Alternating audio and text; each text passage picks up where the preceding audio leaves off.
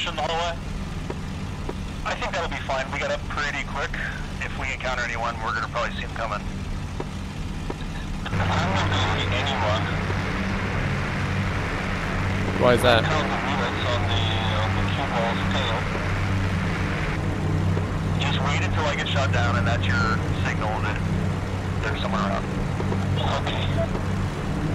And then ram. Props first. Hello, this is Eggnog. A little bit of an unconventional start there, but I really wanted to showcase some of the tight formation flying from the 100th this week on Friday Night Flights.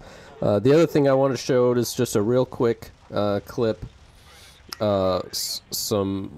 were on target. I wasn't doing that great getting bombs off, but we got bounced, and I saw him swoop in and swoop out, and I kind of chased him in the climb. Didn't really think I'd catch him, but sure enough, started closing the gap.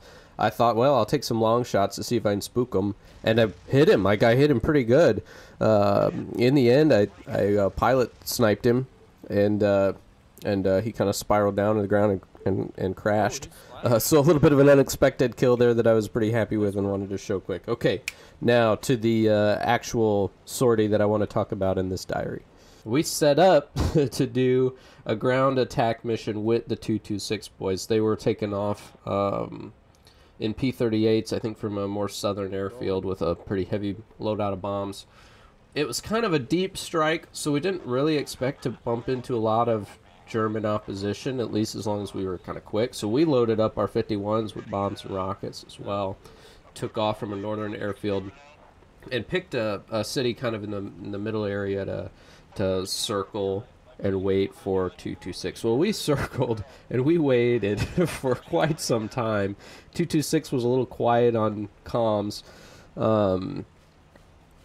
Eventually we spotted one P-38, and about the same time 226 said that they were in the area, so we thought to ourselves, well, maybe that's him, we'll just head out and kind of follow that direction. I think turns out it was probably a random, and so we were a little bit ahead of the 226. So we got to the target area, we dove down. It was underneath a thundercloud, which was super cool, but we dove out through the cloud, spotted the target underneath, and then just went and let loose everything we had on that target. Bombs, rockets, the whole 9 yards. There was 5 of us Mustangs. That's a pretty deadly force. Took several passes to get rockets off and bombs, but we devastated that target. So the kind of cream on the icing on the cake was this call out from Ian. Is there anything to strafe, or should we get out? Command, this is Raider. Raider is rotating to ammunition center because the water target was destroyed. Yeah! Sorry. Wasn't ours too good? Yes, it was us. Look at the target map. You consider switching to Bomber Squadron, guys? Jeepers, that's a lot of fire.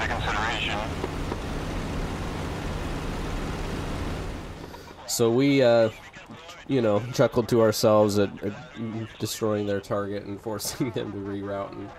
But then we went and headed to their second target. We figured, well, we've probably stirred up the hornet's nest. There might be some fights to be had, and so we flew cover for 226 over the second target. Ended up being relatively quiet. I think one or two bandits showed up, but we made pretty quick work of them. I personally didn't get any target time on those guys. And we grouped up and flew home, and it was a very successful mission, both for us and the 551s from the 100th that devastated the first target, as well as for the 226 on the second target. And ultimately we ended up winning the map. So it was a great night, good flight, great comms, great coordination. It was fun to be back. And yeah, so thanks for watching and listening to my story. I'll catch you in the next one. Bye. I'm a little tempted to just go fucking cash in the plane at this point.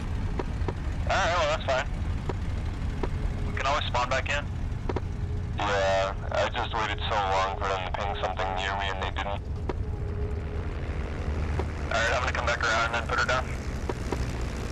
Jeepers, Rudy.